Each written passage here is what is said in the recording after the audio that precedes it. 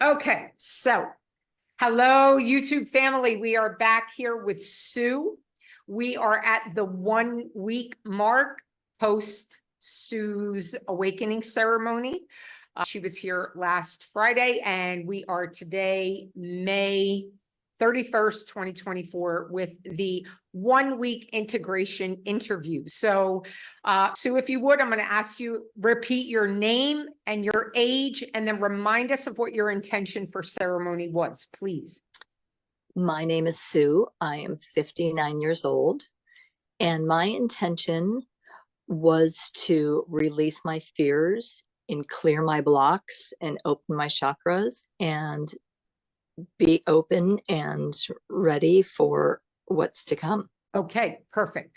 So my first question for you 1 week after your experience is, how are you feeling in general? I feel great, right? Yeah, I feel good. Awesome. Okay. Specific to your experience last week, with regard to your experience last week, how are you feeling today? Very inquisitive still. Every day, I feel like a little bit more is revealed to me. And I still don't know in totality what it's all about, or maybe never will in totality. But I still feel like things are changing, and really curious to see what happens over the next month and how it all opens up and reveals itself to me. Awesome. I love that. Okay. What awareness or awarenesses would you say you had that you can recall the day of your experience after coming out of ceremony? Like, what on that day specifically were your feelings, your awarenesses, any of that you can share would be appreciated. Well, I was frustrated. Yes. Frustration was my main event that day, because I think I was trying too hard to get someplace. By trying so hard to get someplace, maybe I blocked the path. It's indicative of how we live oftentimes. Part of the teaching of this way of living is we're the thing in the way. We're the obstruction. If you're not where you want to be, there's nothing between where you are and where you're headed except for a version of you that needs to be removed. So I do recall, if I may share, there was a lot of fight in you during the course of your experience.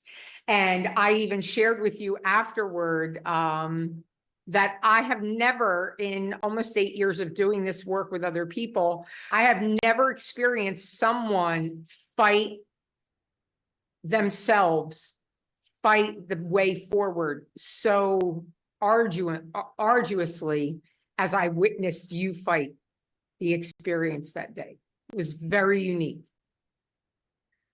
Yes, I am apparently a very unique individual, and I'm still processing what that was about.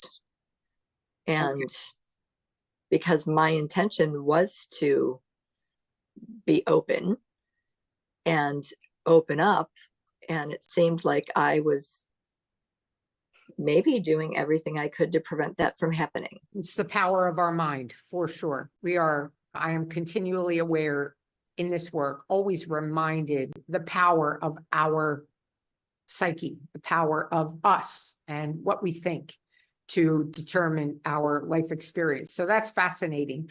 Have any awarenesses around any other part of your journey arisen over the course of the week? Has anything kind of come to bear that explains your experience a little bit better? We'll get into like dreams or encounters in just a moment specifically, but are there any awarenesses that you feel as though over the week have made themselves clear to you that would lead you in a direction, a more beneficial direction in your life?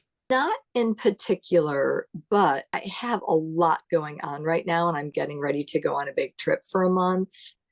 And I'm kind of focused on preparing for that. And when I arrive there, I think I will be able to settle down and then really let what's going to come forth come forth. And for the folks at home, as they say, you don't have to get into specifics, but would you be willing to share where you're going and kind of what it is you're about to experience for the next few weeks? Because I find it fascinating, the timing and the modality of what it is you're about to do in relation to what you did a week ago. I'm going to be going to Colorado for 3 weeks, and I'm sure it's going to be a lot of hiking and being out in nature, and then it's probably going to be a lot of festivities on the second half of my trip, because it's going to be regrouping with old friends that I haven't seen for years. So it's a bit of a reunion on the second half, but more so in the first half, it's going to be just about being out in nature, being in Colorado, being in the beautiful mountains and the river.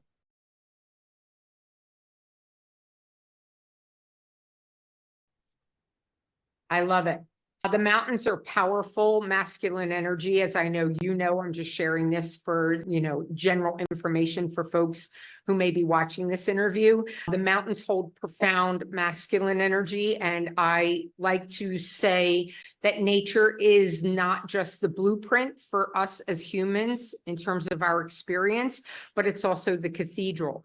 It is, if we want to understand ourselves, silent stillness in nature is the most profound sermon we will ever sit through, because nature reveals self to self, and it's also the place to go say thank you for self. And I would encourage you to remember this. I didn't realize the last half of your experience out there was going to be interacting with other people, and maybe people, as you said, you haven't seen in a while.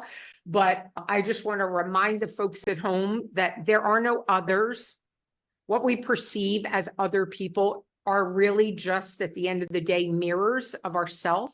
So when we are aware and willing, we can learn an awful lot from the people whom we encounter, because whether we like what we see, if we don't like what we see, if we're put off by what we see, there's an aspect in that is in us, and the universe Always provides, the mirror. Yes, the universe provides, quote unquote, other people for us to be able to truly examine where we are, who we are in that mirror. And that reference last week is going to be made known while you're away and in this environment.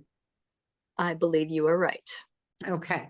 You don't have to get into specifics unless you choose to, but would you say that your dreams and or encounters with said quote unquote other people, was there anything this week that seemed as though, wow, this is a little different, or this is heightened, or this is a little more intense than usual?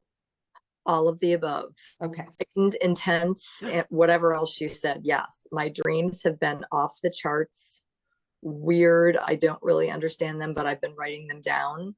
Okay. And before my ceremony, I wasn't really remembering my dreams a whole lot. I had taken a dream course in the past, and I used to have to write them down, but until after last week, in the recent months, I hadn't been remembering my dreams well. Okay. And now every day I wake up and I'm like, what the hell was that about? So I am writing them down. So, if it comes to the time or place that anything reveals itself to making any sense, I can go back and review.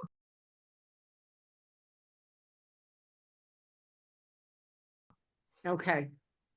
I love it. All right. Yep. Very common experience. So we kind of already touched on this. You can expand on it or not. It's up to you. But I want to make sure that I cover this experience from stem to stern with people. I don't want to just come online and present like all of the amazing, beautiful, positive, affirming aspects that are part of ceremony, because ceremony is hard. If you've done it correctly, if you've done it in the proper set and setting, particularly, I believe if you've had a facilitator who guided you through preparation and is here for an integration afterward, like there's a lot of this experience that can seem dark and troubling and can cause struggle. So whatever degree to which you want to expand on or chat about, what aspects of the experience gave you pause or caused you to have struggle? If you want to talk about any of that, or just affirm or deny that that is the case. For me, it was the case that I was very frustrated, but I have to add that even though I didn't understand what was happening at the time, the entire experience, I felt incredibly safe. And I felt like I was in the right place. And that was due specifically to you and how you, as the facilitator, I mean, you were incredibly clear, caring. I mean, I don't know if everybody knows your background, that you've been a nurse in the emergency room. I mean, I felt incredibly, incredibly safe and in the right space when I was with you. And I think that's really important for anybody else to know, that even if it was a frustrating, or I wouldn't say my experience was scary at all, it was more frustrating, but I always knew that I was in the place I was supposed to be at. I was safe, I was cared for, and I was good. And my whole experience wasn't frustrating. Like, parts of it were absolutely beautiful. And, you know, I feel like I went back to the place where we're all from. And I was with Source and recognized that we're all the same. And it was a beautiful, beautiful, loving place and experience.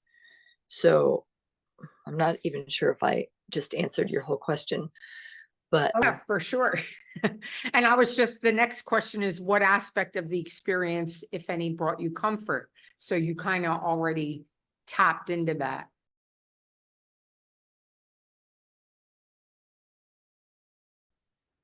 yeah, absolutely. I felt the whole time like there was somebody looking out for me and whatever I was going through. And you were also like, it wasn't like you were there to, you know, comfort me, but you were just, you were very non-committal as to my experience. Like, you didn't interject. Nothing that you did changed what was going on with me. So it wasn't like you were prompting me, or you just, if I needed something, you were there, and I knew that I was in a safe place. That is the job of every facilitator. I don't know necessarily what other people are out there doing, but I am so profoundly aware that my job is to produce an environment, internal and external. That's why we do prep. That's why we have an orientation before we begin. That's why I'm open to, you know, questions up until the moment. But the moment I hand you those sacred molecules, like, yeah, I don't exist. I can't exist. I am there to serve your physical need, but I also understand your source energy. I understand that you are absolutely going to receive everything you need. I tell people all the time, you may not get what you want, but I promise you're going to get what you need. So the trust I have, because of my own experience with these molecules and my own experience with other people, I know like what my role is the minute you're in your experience. So I appreciate you saying that and mentioning that, sister. I just appreciate you bringing that up. And I'm glad that you had that experience. And it's an honor to provide that experience for sure. Yeah, I just trust the molecules 100%. And, you know, this is why vetting people prior to ceremony is so important, because these are not for everyone. I am the first person to express that.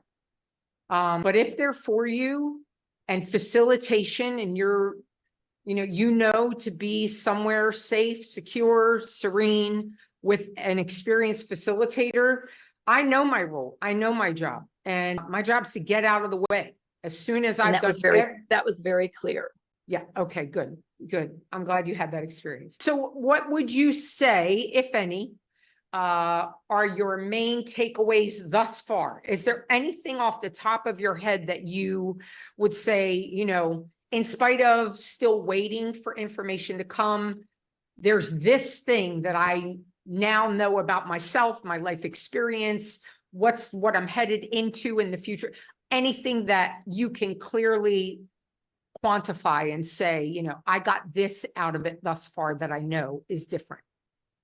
And you may say no, that's perfectly fine. Yeah, no, for the most part, the main thing that I've learned is to get out of my own way and allow and trust. Allow and trust, allow and trust, allow and trust. I feel every syllable of that, sister. That's beautiful. I love it. I was going to ask you about the value of having a facilitator or a guide, but we absolutely already covered that. So, and I am also aware that you have never had an experience before in a sacred approach to spirit molecules. So No. The only other question I would have asked was how did this compare to any other experience you've had? But since you have not had that kind of experience, this was indeed your first. It was such an honor to hold that space for you. That's pretty much it in terms of the questions I have, unless there's anything you feel that might be valuable to add. I kind of heard what I came to hear. So I don't think that I have anything to add, just the fact that I agree with you 100%. Make sure if you want to go through that experience, that you're going through it with somebody that knows what they're doing.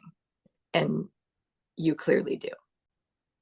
You're in the right place. You're doing what you're supposed to be doing. It's very, very obvious in every single aspect of the entire experience. Thank you, Sue. I appreciate that. It's so lovely to hear. So you and I will meet again once you're back from your trip to Colorado. And I use that word as a double entendre because I think your journey is going to continue. And I so appreciate you taking the time today. I appreciate your willingness to share your experience with our human family, because the whole point of these interviews is to really demystify this experience and to explain to people the difference between sitting at home and using the molecules on your own or with friends versus showing up in humility and submission to these molecules where someone is holding space and the amount of attention paid pre and post experience is appropriate. So I can't thank you enough for your willingness to share your experience with us here in the world. Thank you for making me part of this project. I love it. All right. That's going to be the end of the interview.